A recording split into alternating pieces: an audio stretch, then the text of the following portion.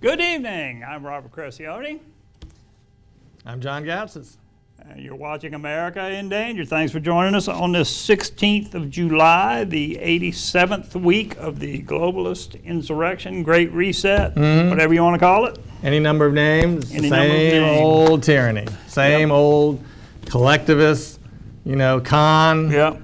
Persuading the many to be ruled by the few. Exactly. And I was looking at something today, and several hundred years ago, one of the founders of this country said that you can never maintain a republic where more people take than contribute. Right. And I think we've reached a critical mass on that, and this whole Great Reset, this whole globalist thing, I think that they're using that one fact. Now, there are a lot of factors out there going around, but I think they're using that one strategy to sap the collective strength of those who do contribute to the system. Right. To basically break the middle class, ultimately, and break the system. Right. So you're saying essentially what they've used is they've used the steady progression of our society from a republic, which mitigates the very thing you're talking about, to a democracy. Yeah. Okay. And in democracy, ultimately, it's the will of the majority, regardless of minority rights or other considerations. That's right. Theoretically, you could reinstitute slavery in a democracy if it's what the majority of the people wanted. Okay. That's the whole point of something like the Constitution. Now, I know. I think it was de Tocqueville who wrote, when he was touring the United States in the 1800s, Alex de Tocqueville, I think he wrote about this as well and talked about, that ultimately our society would reach a tipping point where once people realized they could vote themselves goodies from the public till, all right, that would be the beginning of the end of our democracy. Well, once you start talking about your society as a democracy, well, you're already the beginning of the end of your republic.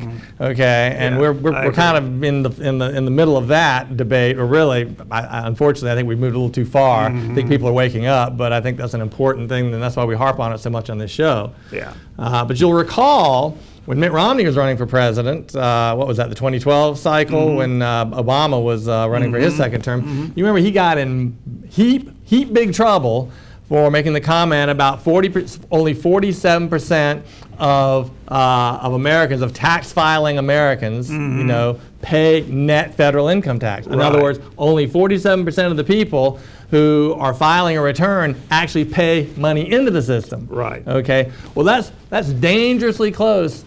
Actually, it's already past the 51. So what that means is that you've got more people benefiting from the redistribution system of the taxing authority than are contributing to it. Exactly. That is a bad moon rising. It is. It's a bad moon rising. You got that right. But all is not lost, because there are a lot of people waking up to this. There are. There are a lot of people who never paid attention to these things until now. Right. When Obama went in, a lot of people woke up and said, "Whoa, wait a minute! I think we just elected a socialist, a communist, an outright communist." Right. And that sparked the Tea Party movement. Well, the Tea Party movement was quickly corralled by the Republicans, and, the media, and very nefarious, hostile actions taken on the part of the Obama administration and the Justice Department and the IRS. Everybody remember Lois Lerner, and all the nefarious things that went on there with targeting these organizations, and essentially because. And that's what I think the Trump experience made everybody realize.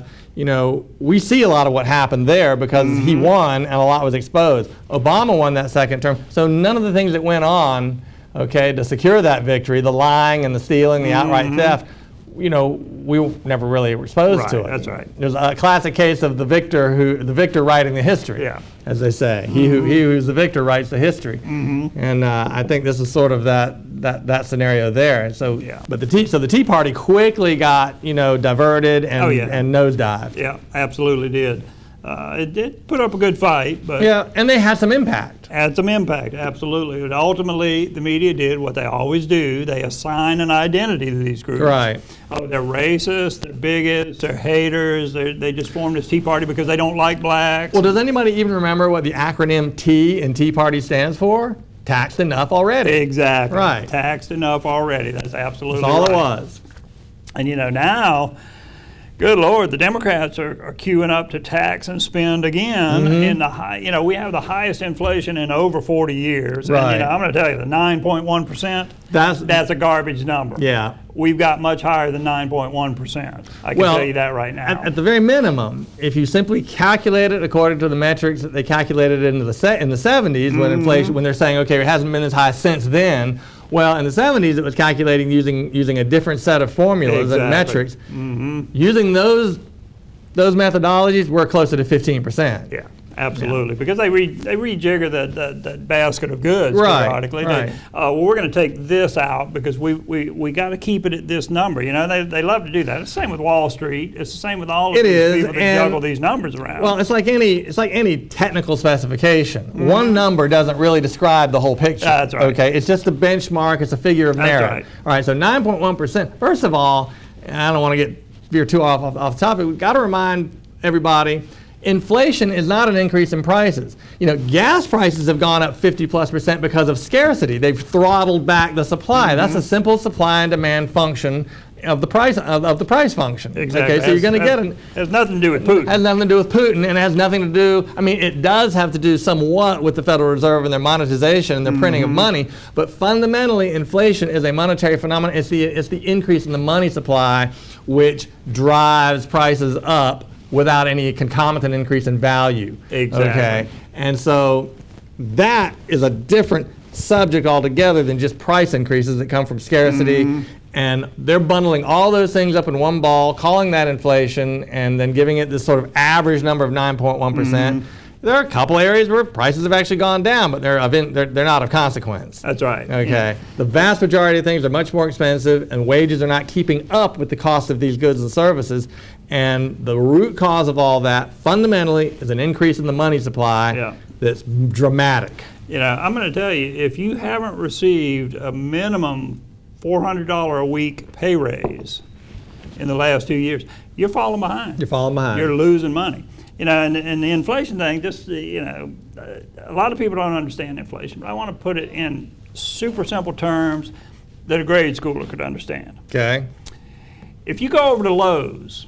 Are you watching AOC? Yeah, really. If you go over to Lowe's and they've got 50 trucks of 2x4s sitting in their lot, ready to be sold. They overbought. They're super stocked up. What's that going to do to the price of 2x4s? It's going to drop the price of 2x4s. Right. Because it's devalued the 2x4. Well, there's more of it. And that's exactly what the money supply is. Right. If you got truckloads and truckloads and truckloads of cash, and of course all this on paper. Right. But it makes each one worth less.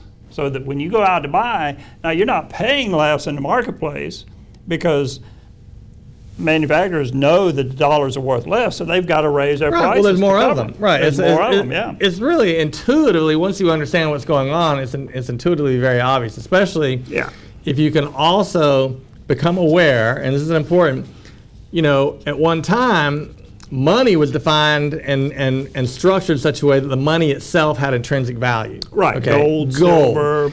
Now this is for people who've been around a little bit a while, like us. Okay. We've been hearing gold bugs talk for years and years. Yep. Gold, money and gold. Money and gold. And what they've been preaching about is largely what we're experiencing now. Rampant inflation due to unbridled printing of money that's not backed by anything.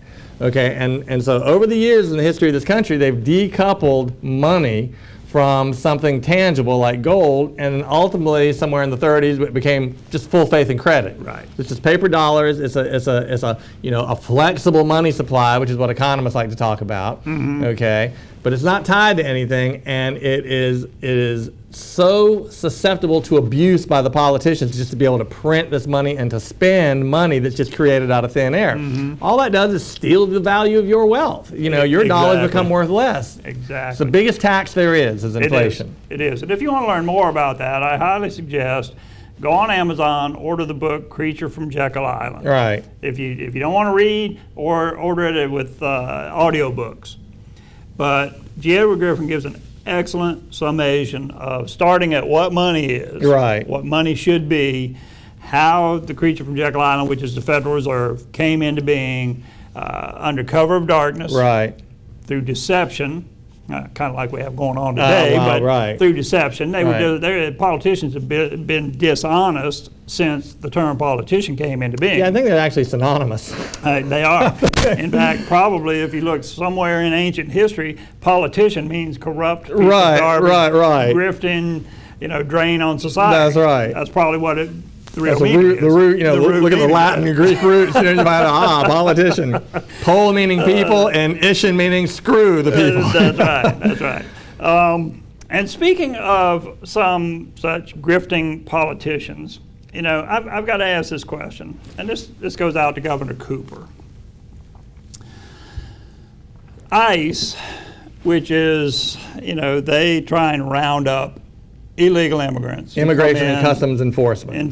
Their enforcement. They are looking for the criminals that come across. They're looking for the illegal aliens who are criminals. Right. Now, these people are criminals. They've actually violated, felony laws in this country. Yeah, not just the violation of coming across the border. Right, These are criminal individuals. Murder, rape, theft, assault, robbery, all of drugs, these things, all robbery, drugs, all of this.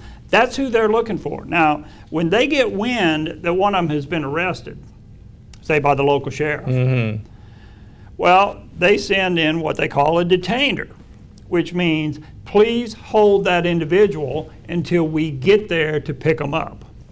All right. Well, Governor Cooper, in his ultimate wisdom of weaponizing criminals against the middle class, which is what he's doing, he vetoed the bill that would require sheriffs to do just that. And the reason there was even a bill there is because we have sheriffs like over in Charlotte and some of the other big cities who refuse to do this. Right, the so-called sanctuary type cities, and These are the sheriffs who work under the prosecutors that George Soros helped put in. Has funded, yeah. So they want to further that agenda of weaponizing the criminal class against the productive middle class. Right. That's what's going on. And for a governor to say, oh yeah, well, we don't want to arrest these criminals. Right.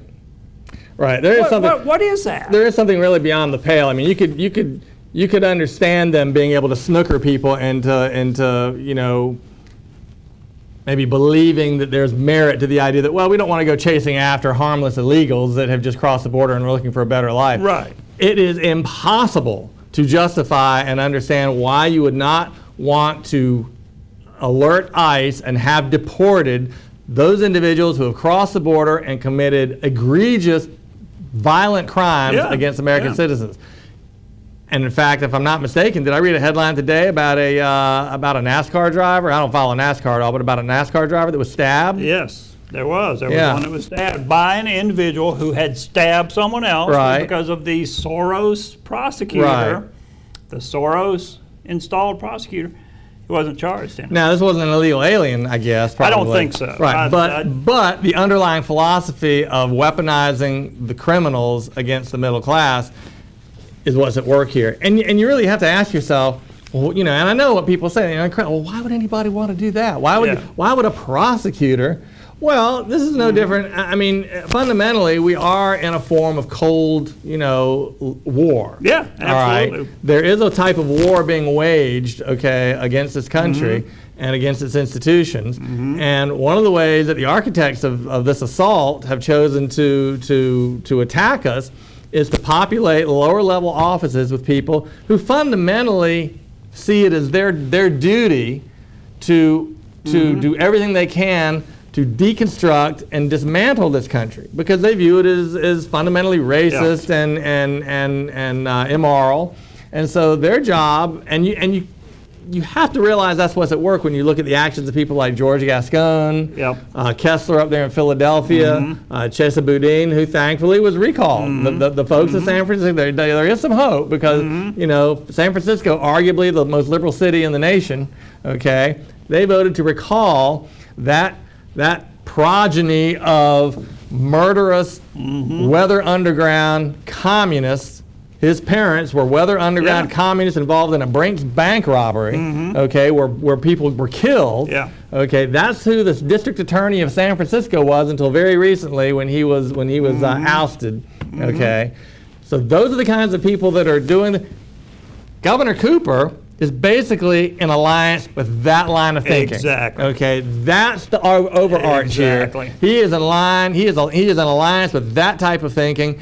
And for the life of me, I can't understand it. And I don't understand how the man can go and face his friends and family and acquaintances, knowing that that's what he's doing. Because he knows. Well, all he's revealing to me is that rather than just be sort of loyal to his liberal team, I'm worried about the gays and I'm worried about this and I want right. No, he's outing himself with this action as another agent of destruction of this country. Absolutely. And where and again, now this gets into my own personal sort of analysis of this people. I don't know what has fomented this animus that he has towards this country, okay? Because clearly that's at work when somebody when people make rulings like this. He's a governor of a very large and prosperous state. How can he justify this? I would love to hear the justification. There is none. I have a pretty good theory on how he justifies it, but it's certainly nothing that he wants the public to be aware of. Well, because North Carolina is a very influential state and has been since the Equal Rights Amendment. They shot that down. It actually goes back even farther than that, because North Carolina refused to ratify the Constitution because they didn't feel that it locked the federal government down enough. So until the Bill of Rights was added, North Carolina and Rhode Island were the two states that held out to the very last. Strange bedfellows, but there you go. And Rhode Island was the very last, but North Carolina said, no, we don't think it locks the federal government down enough, and it gives them too much authority. Well, they were right, because think of where we would be had they not created it. Do you think there would be any firearms freedoms in this country if there were not a Second Amendment of the Constitution? We'd have long since passed into the annals of history as another Western-style democracy under very authoritarian rule like Australia and UK. And you would have seen the authorities coming in, seizing your children to vaccinate them. That's right. Just like they did in Australia. You would see the authorities locking you in your home, just like they do in China. And the only reason they don't here is because, you know what, we can shoot back. We can shoot back. And regardless of what people say, you can't fight in the Army. Nobody's talking about fighting the Army. No. We're talking about fighting street level, thugs with badges. That's right. Okay, under the auspices of the state, kicking your door down to haul you off. Okay. You want a prime example of how those things go? Just look at Somalia. Right. When the military went into Somalia, all right, there was a gun sticking out of every window. Those Somalis were not trained. Right. They weren't even in organized militias. They were just a bunch of thug gang members and individual civilians who had weapons. Well, military couldn't do a darn thing with them. Right. That's a good point. Military had helicopters. Watch Black Hawk Down and you'll see. Right. Cooper did something else too that I'm a little bit miffed at him about, which there was absolutely no reason to do this. You woke up? No. Well, the fact that he got up today, the fact that he's drawing air, is, a little sufficient bit provocation. Yeah, but the concealed carry, if you have a concealed carry out there, you had to submit fingerprints. You had to undergo background checks. You had to jump through the hoops. And 10 years ago, you jumped through the hoops. You had to go down to the sheriff's office. Right. You had to sign in person. You had to go down. You had to go pick up your card in person. They wouldn't even mail it to you. They made it. They purposely tried difficult. it. Most people would say, I don't want to mess with that. Exactly. Now, they won't do that with voting. No, they won't do that with voting. But now, there was a bill in the House, and it passed both the House and the Senate in the state. And it said, okay, you know what, if you've got a concealed carry and it lapses, well, you got a grace period, you can get a new one. Right. You don't have to jump through the hoops and go back through all the process of getting one. Well, Nothing wrong with that. That's fine. It's like a driver's license. If you let your driver's license expire, they don't penalize you for that. Right. You don't have to go take another driving course. You just go down and renew your license like you normally would. Well, Governor Cooper vetoed that one also. Right, and there's really no good reason. There's no good reason. Well, didn't he also veto another firearms-related issue where they were going to, what was it? It had to do with the concealed carry permit, and they were going to do away with the permitting system. Yeah. They were going to do away with the the county permitting system to purchase a firearm because it's redundant now. And it also emanates from the Jim Crow era. Right. It was intentionally done to prevent blacks from attaining firearms. Right. So, here are the Democrats who are saying, the Republicans are racist, but we're going to keep this Jim Crow law because it's okay. It's a good Jim Crow law. Well, the history of gun control in general is rooted in It absolutely is. Really trying to keep guns out of the hands of blacks. It is. And North Carolina, of all places, there have been some situations in North Carolina down around Wilmington. I remember reading an article about that. There were a bunch of white supremacists who were going to go in and mess up some of the whatever the Indian group is down that way. Right. Well, guess what? They had some guns. Right. It didn't go as planned, and the white supremacists were quickly routed. Well, I mentioned this a couple times, and I know this we keep seeing more footage of the Uvalde shooting, which is the town down in Texas where the 18-year-old went and well, ask yourself why those police behaved the way they did, which many people would characterize as just blatant cowardice. Yeah. Okay. Whatever. That's a different discussion. Right. But their behavior was rather shocking and almost cavalier, getting hand sanitizer while they listened to gunfire. Yeah. But the point is, they did run down that hall a little bit and they heard gunfire and they turned around and ran in the other direction. Now, why do you think that was? Well, they didn't want to get shot.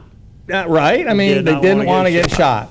Now, the reason a civil society functions is because the governed, they consent to being governed. Okay? And when the laws and the politicians become too overbearing, the governed is supposed to have a way to not consent.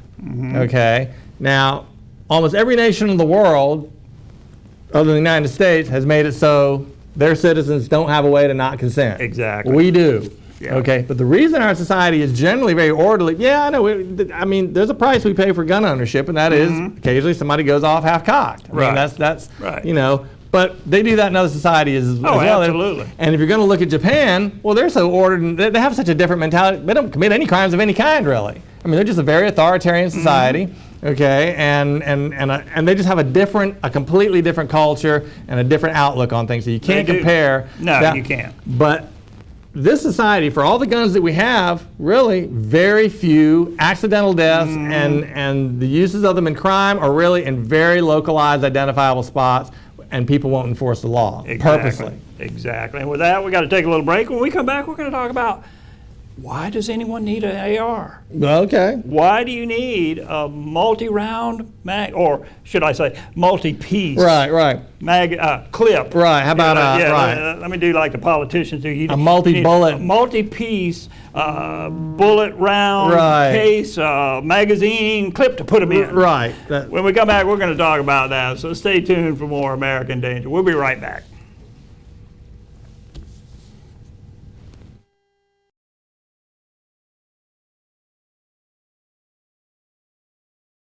Are you afraid to answer the phone because of bill collectors? A Chapter 13 plan can help. Chapter 13 allows people with too many bills to work out a debt repayment plan under federal law. It helps you control your debts instead of your debts controlling you.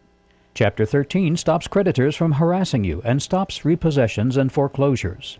It allows you to answer the phone again without fear or worry. Call H. Frank Allen, Attorney at Law, a debt relief agency providing bankruptcy relief under the Bankruptcy Code. Safe and secure. These two words are simple yet powerful. In order to feel this way, you should know that you have the tools necessary to provide safety and security for yourself and your loved ones. As with any tools, learning how to properly use them is best learned from experts who we know we can trust. Experts who have a proven track record and a commitment to serve and protect. Enroll now in Sheriff Keystone's North Carolina Concealed Handgun Carry class.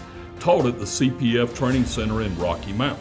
Sheriff Stone utilizes a first-in-class classroom environment and indoor firing range. This ensures a training experience that is welcoming to both first-time firearms students and those with more experience. An attentive staff that takes time to teach students the legal requirements of becoming a permitted concealed carry citizen. In addition, Sheriff Clee Atkinson teaches students situational awareness, self-defense, and skills needed to avoid becoming a victim. As you know, Sheriff Stone and Sheriff Atkinson have committed their lives to serving and protecting. There is a reason Sheriff Stone and Sheriff Atkinson's class book in advance. Come learn from two of the region's most seasoned and professional public servants. Safety and security, two simple but powerful words that can be a part of who you and your family are. Call 252-813-8898. Register today. Every dad deserves comfort that's just right. And at the Badcock Home Furniture and More Father's Day sale, that's exactly what you'll find. Starting with buy one, get one free recliners. Plus, save hundreds on reclining sofas and sectionals. And get a free foundation with select mattresses, including Sealy. Find the styles and savings that are just right for Dad. Only at Badcock Home Furniture and More. Just right.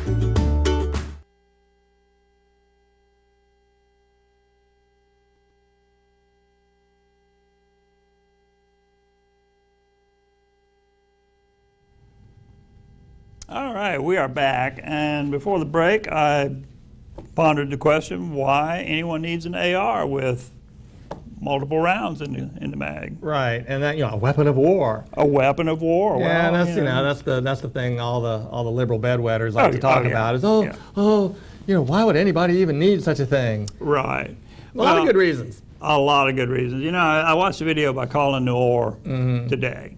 And Colin is very much an NRA supporter and an attorney and pro-gun, pro-Second Amendment. Yeah. And he addressed that very issue. And he said, if you've got multiple assailants kicking your door down, do you want to address them with an AR or do you want to address them with a pistol? Right. And he showed videos, actual surveillance videos, of an individual in a store when a van was actually crashing through the gated doors. All right, multiple assailants. The shopkeeper had a pistol laying on the counter. On the counter, right there, within hand's reach. He didn't pick it up. He went in the back room and got his AR, came out and ran them off. There were multiple assailants in that vehicle. If you've got four big guys kicking your door down, each one of them has a Glock maybe, or some, pistol. Are you going to want to handle, you want to grab your little 380 out of the nightstand? Or are you going to grab something with 30 rounds in it that's going to take them out? Well, that's right. And I think, of course, the way the left predicates this question is always based on the idea that, the only reason for private firearms ownership is for hunting and maybe target shooting. Right. As if somehow, the founders are creating this whole new nation and structuring a Bill of Rights. We got to make sure the duck hunters can, the Billy Bob can go hunting, with a shotgun. I'm surprised there wasn't an amendment for that all duck hunters shall be able to keep and bear shotguns. Frankly, I think you could make a better constitutional case for outlawing, plain old bolt-action hunting rifles than you can for so-called militia weapons or weapons of war, the AR-15, the dreaded AR-15. There are a number of reasons why you need one. Civil unrest. That's a very real thing. Civil unrest. Look at remember the Rodney King riots? Yeah. Okay. Oh, yeah. All right, Koreans in Koreatown were standing on top of their shops with AR-15s, and guess what shops weren't getting looted? It's just got to be a coincidence. Yeah, that's just coincidence. Natural disaster, if you're in one of these hurricane zones and the place gets completely ravaged, all right, it's nice to have a real weapon.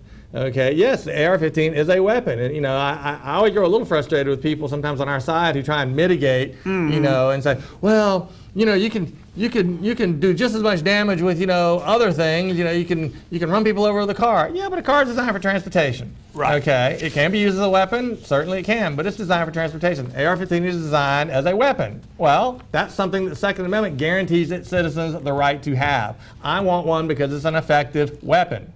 Well, okay? you know, and there are a number of scenarios where having an effective weapon is very important. Very important. You know, I have a construction background.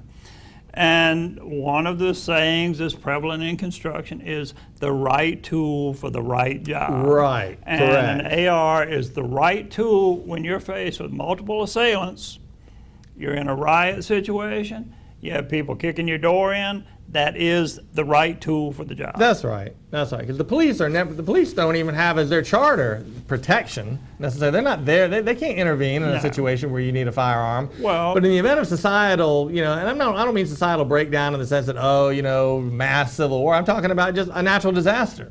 Okay. Yeah. Things go sideways in a hurry. Okay, when, you know, an earthquake, or because there are a lot of unsavory elements out there who are looking to exploit, and the only reason we don't have more of that going on all the time is that we have a fairly orderly society with majority of citizens having respect for the laws. Okay, and you know, we go about our business. But if you create a situation where the police can't in any way even rudimentarily keep up with that, you're on your own. Absolutely. And you're kind of on your own anyway. Well, look at Hurricane Katrina. Right. I mean, even the police were looting.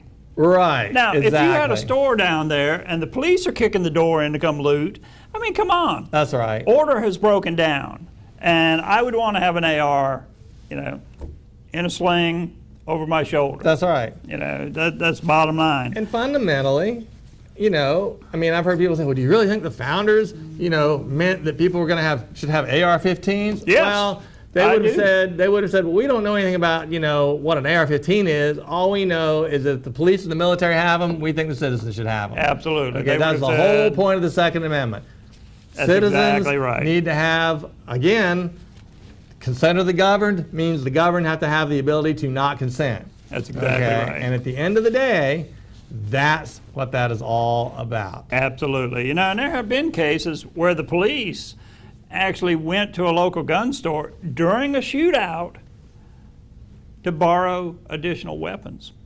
ARs, shotguns, whatever. You know, the criminals have ARs. Sure. I mean, there are criminals out there. They're not relegated to just pistols. No. I mean, they've got ARs as well. That's right. And, you know, you don't bring a knife to a gunfight, and you don't bring an inferior gun to a gunfight. Although, and I think this is a point that also is worth noting, and we have a couple of times, really as far as homicide goes, very few homicides in this country occur due to rifles of any kind. Very few. So the fact that the criminals really, I mean, not to contradict what you're saying about them having, they certainly have them. Their preference is a handgun. Right. Easy to conceal. But the very fact that criminals really aren't using ARs, other than we have one of these occasional high-profile mass shootings, that tells you really that the government doesn't want you, the citizen, to have one. Because it's not really a problem. Right. Statistically, it's not fundamentally a problem that there are millions of these AR-15s littered about the country in the hands of private, law-abiding citizens.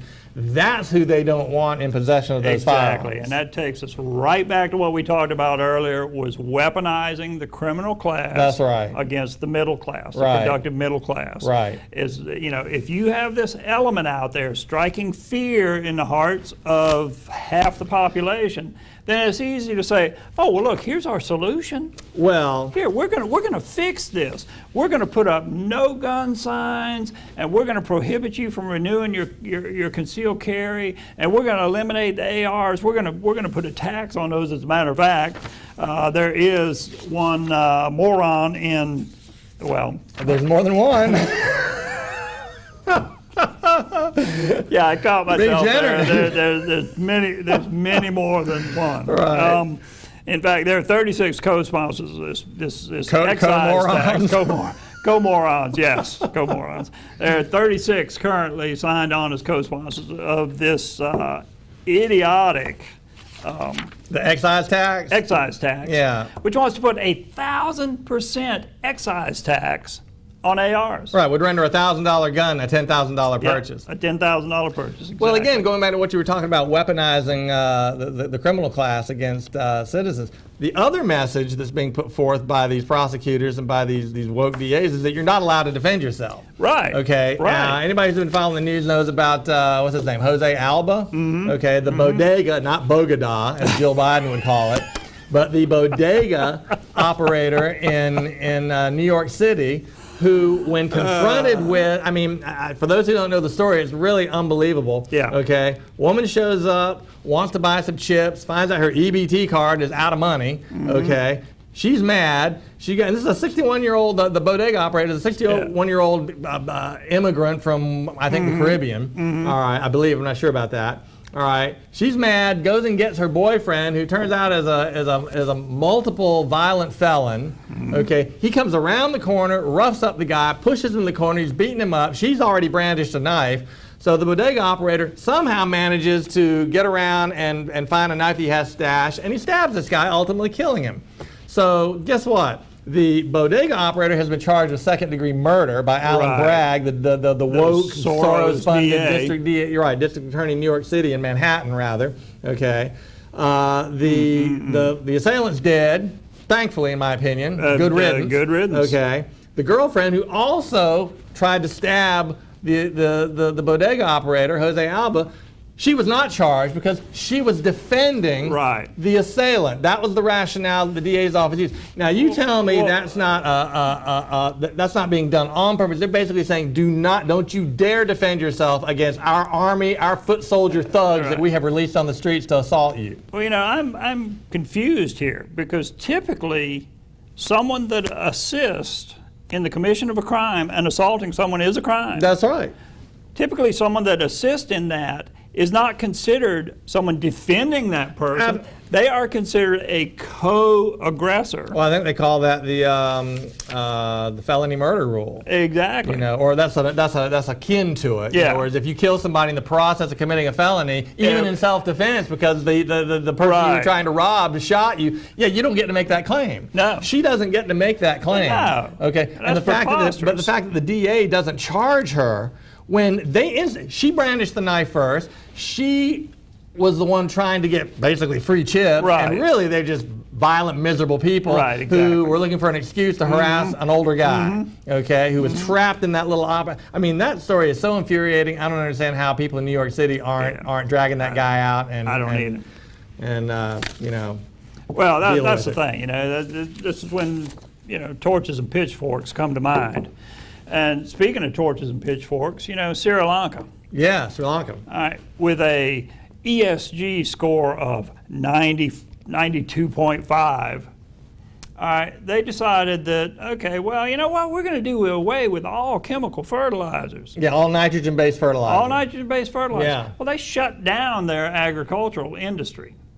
All under this crazy climate change. Right, the ESG, garbage. the Environment, Social, and Governance score that the globalists and not just the globalists and their apparatchiks in the United States. Exactly. I mean, the SEC is imposing this on companies. Yes, they are. Companies are being forced to comply with these ESG scores. And some companies are voluntarily adopting this. Outfits like BlackRock and so forth. Yeah, instead of standing up and saying, we're not doing that. Right, and it's amazing because Sri Lanka has completely imploded. Yes. Okay, they destroyed their agricultural industry. They went from being self-sufficient and prosperous to riots in the streets, and the people actually overtook the presidential palace or mansion. They stormed it. Sent him packing, and so they're in meltdown mode. Another country also, I believe, is Ghana in Africa. Ghana. Did this. They completely did away with their fossil fuel resources, although they have quite a nice store of that, and went with wind and all in pursuit of the ESG score.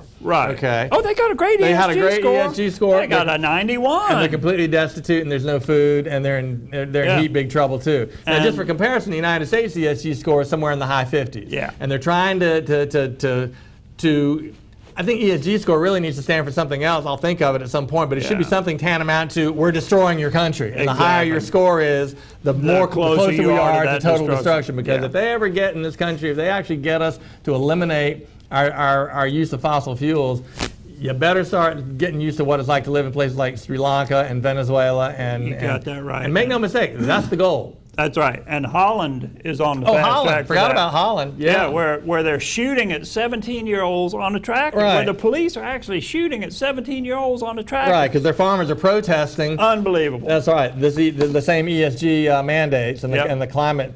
Yeah. And the climate thing, again, it probably seems like we're sort of all over the map here tonight, but you've got these multiple prongs of assault on us, and I think people are waking up. I mean, there've been some things that are encouraging, but yeah, I mean, the climate thing is being used as a hoax to cajole people and con them into giving up their liberty and their prosperity. Yeah. Don't fall for it. Well, you know, it's like a cube. If you're looking at a cube from one side, you only see one side of it. Right. You know, if it's red, you think, well, that cube's all red. But if you pick it up and you rotate it around, you realize that there are more aspects to this thing, and everything we're talking about tonight ties in. Right. It ties in. And we got to take a little break. When we come back, we're going to talk about one success at the University of Austin. Yeah. Which is really, really great. And, you know, we all need to support things like this. So stay tuned. You're watching America in Danger. We'll be right back.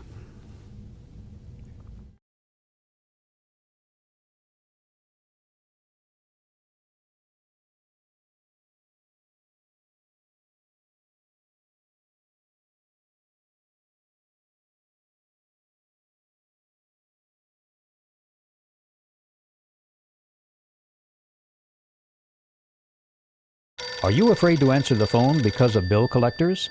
A Chapter 13 plan can help. Chapter 13 allows people with too many bills to work out a debt repayment plan under federal law. It helps you control your debts instead of your debts controlling you. Chapter 13 stops creditors from harassing you and stops repossessions and foreclosures. It allows you to answer the phone again without fear or worry. Call H. Frank Allen, Attorney at Law, a debt relief agency providing bankruptcy relief under the Bankruptcy Code. Safe and secure. These two words are simple yet powerful. In order to feel this way, you should know that you have the tools necessary to provide safety and security for yourself and your loved ones. As with any tools, learning how to properly use them is best learned from experts who we know we can trust. Experts who have a proven track record and a commitment to serve and protect. Enroll now in Sheriff Keystone's North Carolina Concealed Handgun Carry class, taught at the CPF Training Center in Rocky Mount. Sheriff Stone utilizes a first-in-class classroom environment and indoor firing range. This ensures a training experience that is welcoming to both first-time firearm students and those with more experience. An attentive staff that takes time to teach students the legal requirements of becoming a permitted concealed carry citizen. In addition, Sheriff Clee Atkinson teaches students situational awareness, self-defense, and skills needed to avoid becoming a victim. As you know, Sheriff Stone and Sheriff Atkinson have committed their lives to serving and protecting. There is a reason Sheriff Stone and Sheriff Atkinson's class book in advance. Come learn from two of the region's most seasoned and professional public servants. Safety and security, two simple but powerful words that can be a part of who you and your family are. Call 252-813-8898. Register today. Every dad deserves comfort that's just right. And at the Badcock Home Furniture and More Father's Day sale, that's exactly what you'll find. Starting with buy one, get one free recliners. Plus, save hundreds on reclining sofas and sectionals. And get a free foundation with select mattresses, including Sealy. Find the styles and savings that are just right for Dad. Only at Badcock Home Furniture and More. Just right.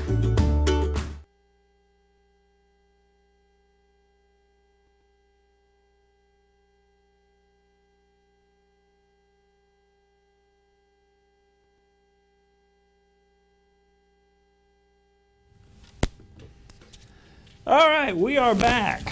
And as I said, there is some good news out there. There are some victories, and you know, we need to relish every victory we get. Well, we had a whole spate of very successful Supreme Court We did. rulings. Supreme Court rulings were One that we were great. going to talk about, we didn't really get too much into, is the EPA versus West Virginia, which may have some good ramifications for reining in regulatory agencies in general, including the ATF. So that's a big one. Yeah, so that definitely is. Well, a year ago, Barry Weiss, and a lot of people know Barry Weiss, she was kind of red-pilled and it's kind of come over and said, yeah, well, you know what? New York Times editor. New York Times editor. Well, she announced that last year they were going to start a university in Austin. All right, and this is the anti-woke university. Well, they've announced that the first freshman class will be 2024. There are 86 entering into freshman class. There will be no CRT, no woke, no equity, none of the garbage that's being pushed in these other universities. It's anti-woke forest. Anti-woke forest. That's a good one. That's a good one. But that is a victory. And guess It is what? a victory. And guess what? Get this. The students are not paying a dime of tuition because donors around this country, so they are out there. They've said, you know what? Yeah, we're going to contribute to this. We want to get this started and get this off the ground. Right. Well, there needs to be some. Well, first of all, the sort of established university system is imploding because it's become. I mean, at some point, I'm very fond of the phrase that which can't continue won't continue. People are not going to continue to pay $70,000, $80,000 a year to send their children to these institutions where not only do they not learn anything, but they come out angry, bitter, resentful, petulant, and unable to really provide a living for themselves. Yeah. Okay, and no education. They become actually de-educated. So the people that are running these universities today are just, I mean, I think they really do cross into genuine insanity territory. I mean, some of the things absolutely. Some of the things that they claim, and the professorial class has always been a bit disconnected from the real world. You know, I mean, there's always been observations about that. You know, those who, well, I mean, there's lots of things that people say about that. But now we're at sort of peak insanity. We absolutely are. Well, and this is a market response to that. It is a market response. You got that right. And if the market is allowed to operate, the response will be successful. It'll be very successful, and will be replicated in many ways in many places. Yeah, but right now you can bet that the teachers' unions and the leftist woke congressmen and senators are thinking, yeah, we got to put an end to this. Well, they'll find a way to make it illegal. Yeah, they'll do something that somehow, you know, they say, well, and they're, because that's always their objective. They've demonstrated amply here these past few years they can't tolerate any kind of actual debate and dissent. That's so right. They just threaten violence. They get people fired. Mm-hmm. That's a very common tactic right cancel there. folks. That's right, because ultimately their arguments don't stand scrutiny and don't stand discussion. That's right. And debate, and they know that on some level. They know that. A lot of them are just emotional children. Yeah. And really, well, again, I mean, we talk about a lot of different things here, but really the big description here is you've got some very sinister, clever forces, not immature, not stupid, using large numbers of people who do fit in that category as foot soldiers in a war. In a war. Okay, and it's no different than trying to exploit the weather as a weapon. I mean, you're using a sort of a phenomenon that if you can control it and manipulate it, it has great power. Ultimately, those people are not really the ones fomenting any of this stuff. All right, they really aren't. They're just the foot soldiers. Yeah, they absolutely are. You know, we were talking about the universities being just, you know, they're run by a bunch of Fruit Loops, a bunch of nitwits who live in some sort of insular bubble that they have an alternate reality. Well, you know, the University of Pennsylvania just nominated Leah Thompson as NCAA Woman Athlete of the Year. Well, that's right. So, in all actuality, if they award that award to him, they will be awarding the Woman of the Year award to a man, to a biological man. Well, this is sort of the snake eating its tail here, because really what's happened is that the insanity associated with this gender ideology has driven, I mean, people who characterize themselves as radical revolutionary feminists, like the woman in Norway who's facing 3 years in prison in Norway for stating that men can't be mothers. Right. Okay. Can't get birth, can't get pregnant. Yeah. Right. So that's where we are. Yeah, that is where we are. That, again, that which can't continue won't continue. That won't continue. Right. All right. On the other hand, you know, there are a few rays of sunshine in the academic front. There are a couple of professors from Princeton, okay, very, very, very renowned PhD physicists and climate scientists who testified before the House of Representatives on really the proposed rule, the SEC, Securities and Exchange Commission, who wants to, we were talking about ESG earlier, they want to impose these ESG rules on companies. I just want to get the takeaway here. Okay, I mean, you have to look, you've got Richard Lindzen, professor of earth sciences, and William Happer, professor of physics, recently testified before Congress. Okay, the takeaway here, as career physicists, science demonstrates there is no climate-related risk caused by fossil fuels and CO2, carbon dioxide. Thus, no scientific basis for the proposed rule. The rule being for the SEC to be regulating companies in the context of this ESG business. Okay. And if adopted, disastrous consequences for people worldwide and the U.S. because it would reduce CO2 and the use of fossil fuels. Well, that's an important statement. Not only are they saying that not using fossil fuels is a disaster for us economically, they're also saying that really mitigating CO2 is really not good either. Right. Okay, CO2 is necessary for plant life. It is. And Yep. for a healthy green planet. So, you know, don't shy away from telling people that you don't believe, that you believe the whole climate claims are 100% a hoax, because they are. There's no basis for believing that any of the stuff is real. You can jigger these numbers any way you want. Frankly, in my opinion, the COVID response is a perfect example of the model for that kind of. Just about everything that we were told about COVID we've come to find out was pretty much wrong. It was pretty much. Every response that they had to it was draconian and unnecessary. We shut down our economy. We masked up people unnecessarily. We shut down schools. None of this was necessary. They got people all scared and worked up, and they imposed this stuff on us. Probably just a trial run for the climate hysteria, for the climate emergency. Oh yeah. But don't fall prey to saying, well, I know there's a problem. I just think we should go about it a different way. There's not a problem. There's not a problem. Okay, it's a made-up problem that's being imposed on us as a way of throttling back cheap and available energy, which is the cornerstone of our high standard of living and our wealth and our productivity. It is. And there's enough natural gas in this country to go 200 years by all estimates. And natural gas is actually, if you believe the foolish hoax, the foolish climate change premise, is actually climate friendly. Very little CO2 production in the course, but they've got reasons. They always have reasons for not wanting energy sources that actually work. They only want energy sources that don't work and line the pockets of their crony business partners who will make a fortune creating unreliable energy sources that they can use to control people. Exactly. That's it in a nutshell. And if you want to see the results that they're speaking of, just look at Holland, Sri Lanka, Ghana, and numerous other countries around the world. Brazil is next on the list. Well, and take a look at Texas. Rolling blackouts last winter, because their windmill technology is unreliable. All right. Absolutely, and nobody disputes that the climate is changing. No. There's millions of years of historical geologic record. Yeah, the climate changing has nothing to do with CO2 though. None. That's the hoax. Right. The hoax is being perpetrated is they're telling us that we're causing it. The anthropogenic phase of this, the anthropogenic element of this. It's a lie. It's a complete and utter lie. It's not just that they got the data wrong or it's a lie. It's a lie. Okay? It's a big lie, and it's being used by the sinister forces who are that we talked about early in the show. And consider this. This is one of their tools in their toolbox. And just consider this when you're weighing the veracity or the validity of their claims. Okay.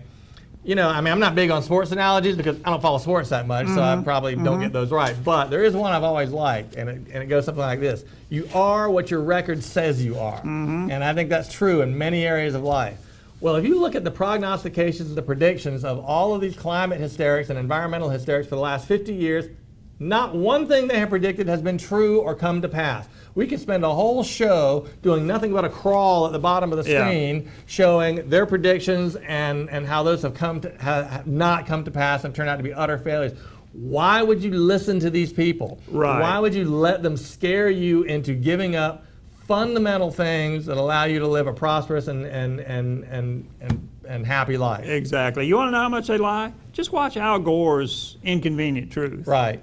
And it's an inconvenient lie if you have to watch it because it's painful to watch because it is nothing but lies. But if you watch that, you will see that just in that small time frame since that came out, everything he said was a lie. Was a completely false. We do not have more violent storms than we ever have. That's right. We have a 24-hour news cycle, so every little tornado that hits, we know about it now. 40 years ago, you didn't even know if a hurricane hit most of the time. And don't it wasn't published. Right, and don't confuse increased damage in areas with the strength of the storm. Places are more developed than they were. Same thing with flooding. Right. If you build in the floodplains, look right here in Rocky Mountain. Go back 50, 75, 100 years ago. They didn't build in the low-lying areas. Right. Why? Because they flood. That's right. Because they flood. Well, I'm fascinated with a lot of the predictions, such as there'll be no snow by 2020. Right, no snow. But this goes back to Paul Ehrlich and Earth Day and overpopulation nonsense and literally none of their predictions have ever come to pass. No. And we're always 10 years away from disaster, and they've been saying that for the last 50 years. Yeah. So, not only should you question them, you should dismiss them out of hand. Yeah. And demand that your representatives ignore them as well. Interesting aside on the whole Paul Ehrlich thing and the initial testimony before Congress when global warming became a thing. Right. Well, the air conditioner was broken in the hearing room. One of the hottest days of the year when they held the hearing. So all these individuals, all these congressmen are in there with him testifying, all sweating because it's hot in there. The air conditioner's broken. And they knew that. That's why they scheduled that in that room to give the impact. When you say global warming, my God, it is hot in here. Yeah, you must be right. It is burning up. Yeah. Wow. Unbelievable how deceptive and corrupt and criminal these people are. See, I would think they're going to be running a risk of backfire because my response would be, well, to hell with your concepts of doing away with cheap energy. We need air conditioning if we're going to continue to be productive members of society. Because get that air conditioning right? going. Because air conditioning, that's not just some luxury. No. Okay, that has enabled increased productivity like you can't believe. And you're going to deny air conditioning to these third world countries who are just getting up and running? That's criminal. It is. That's the thing. These people are criminal. They are criminals. And unfortunately, we're out of time, but we'll be back next Saturday to talk more about the criminal element in government. In other words, government. Government, which government has always, criminals have always gravitated toward that position. I mean, the political class is the most corrupt of any political profession. And a good or any profession. And a good point to end on. That was the animating purpose for the Constitution. Exactly. That is the reason they created it, is because they recognize that the people that gravitate to politics are inherently suspect and they need to be bound with the chains of the law. Exactly. And with that, we got to run. Hope you have a great week and tune in next Saturday for more America in Danger. You can check us out on YouTube, search America in Danger TV, and subscribe to the channel. Please do. We'll see you next week.